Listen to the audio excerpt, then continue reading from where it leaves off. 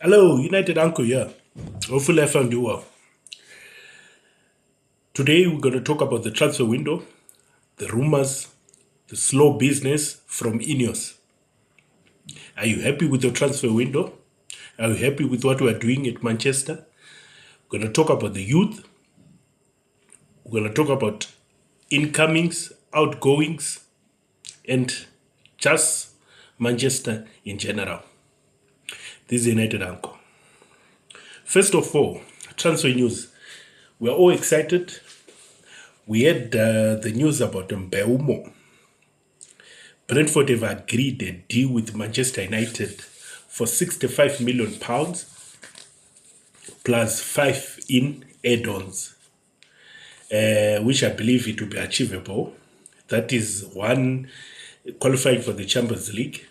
It will be achievable add-ons, maybe in the next year or the other year, whatever. But eventually, Manchester United will come back to the Champions League. There is also rumors that we're in for a striker. We're in talks for a striker. There's Benjamin SESKO. There's Watkins. There's also Nicholas Jackson for Chelsea. Those are the rumors, transfers for strikers. Then on goalkeepers, we've got Emi Martinez. We've got Le Mans, the one from Belgium. There's also rumors that we're going to be putting our junior keeper who came from loan, which is VITEK. But I don't know how true is that rumor, because Manchester United went to Sweden today. They're going to be playing Leeds tomorrow, the first preseason game. Manchester United, they left Joshua Zirkzee. They left Amos. Amos is going on loan. Zirkzee, we heard about his injury. Is the one which affected him to go. They want to take time with him. Martinez didn't go. VITEK, he didn't go. But I thought he's going to come in. He's going to step in because Onana is injured. But he didn't go. He was not part of the 29 squad which was announced by Ruben Amorim. There's also this guy called Rio. It's just rumors. If I'm to rate the rumors, I would say the story for a striker is genuine. People are saying we're talking about SESKO. Maybe if I were to give it percentage, I would say it's 70% accurate. This one for Jackson and for Watkins, I don't know how true is that. In terms of outgoings, Nottingham Forest put a bid for Jordan Sancho. Nottingham Forest. Rashford still wants to go to Barcelona, but it seems Barcelona can't afford him, or they simply don't want him. Garnacho want a Premier League move. Saudi Arabia teams, they came in, they want him, but he wants the Premier League. Bayer Leverkusen wanted him. Even Napoli in Italy, they wanted him, but he wants the Premier League. What about Anthony? They interviewed Ten Hag. What about Anthony? He said, Anthony is like a kid to me. Anthony is like a child to me. If he wants, he can take him anytime. But we know Anthony wants to go to Real Betis, but Real Betis, they can't afford him. Tero Malaysia, no one is talking about him. We saw him come to training with Sancho. People are crucifying him for that. But remember, these people are friends. These people are players for Manchester United. So it's common that they can use the same car. We don't even know if Malaysia has got a license. Does he know how to drive? We don't even know about that. So, I don't know, guys. What's your take about all of this? Then, I want to talk about the preseason. In an ideal world, we're supposed to go to our first preseason game with all our signings. Kuna in there, MBEUMO in there, the new striker, the new goalkeeper. Those who are out, they're out. we're supposed to go in a new pre-season with all our signings. That's how we have a good start. But as we speak, we only have got Khuna. What will happen if Khuna is injured? We're actually happy. I'm diluted. This was supposed to be like a rant, a passionate rant, but I'm a bit diluted now. I'm a bit calm because of the announcement of MBEUMO.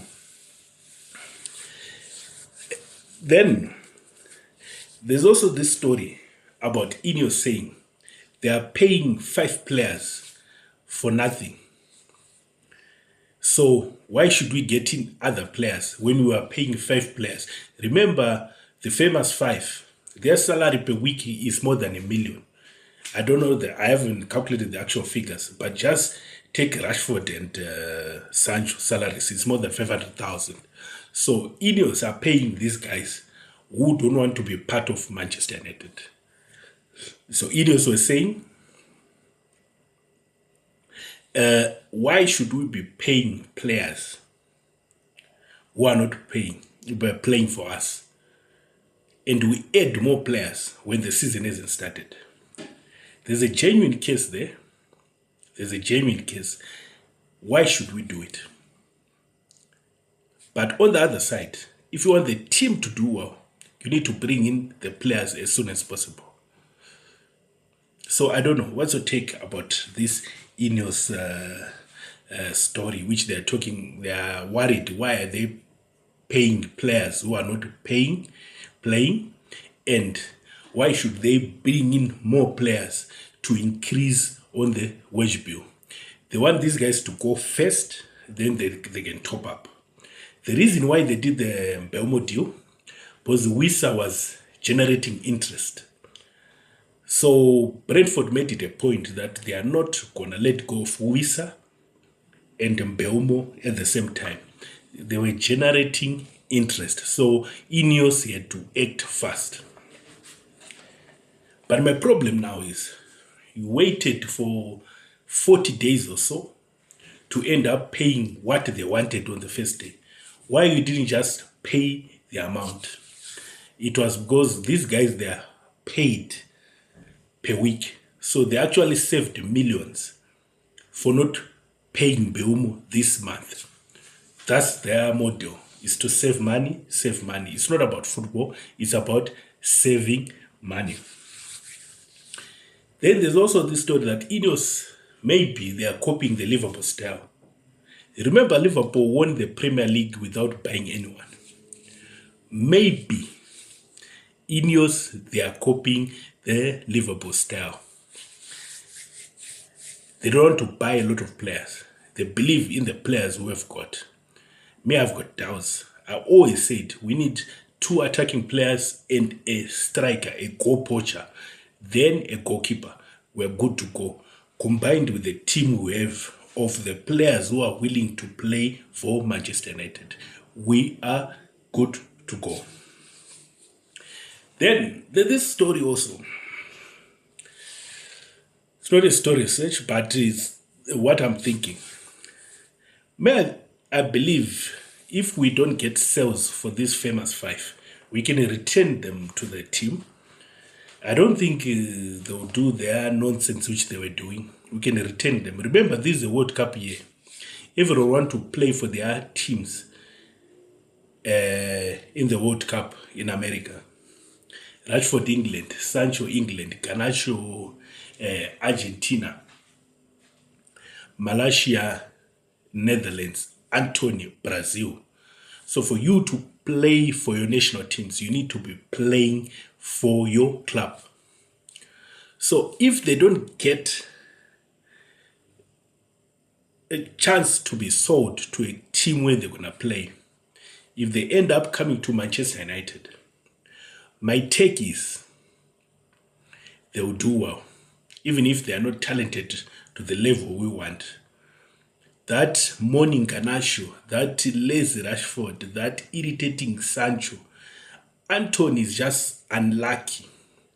He's just not working out at Manchester. He didn't do anything wrong. Same with Malaysia. They're just unlucky. They are not, maybe they are not talented enough to be playing for Manchester United. I don't know. What's your take, guys? If we're going to bring in one or two, maybe a RASHFORD, for Sanchez too late, maybe a Garnacho. I believe Garnacho will do well. We're going to be singing his name, although I don't want him. But if we don't manage to secure a move for them, bring them back. They will do well. Believe me. Then there is also about the academy players.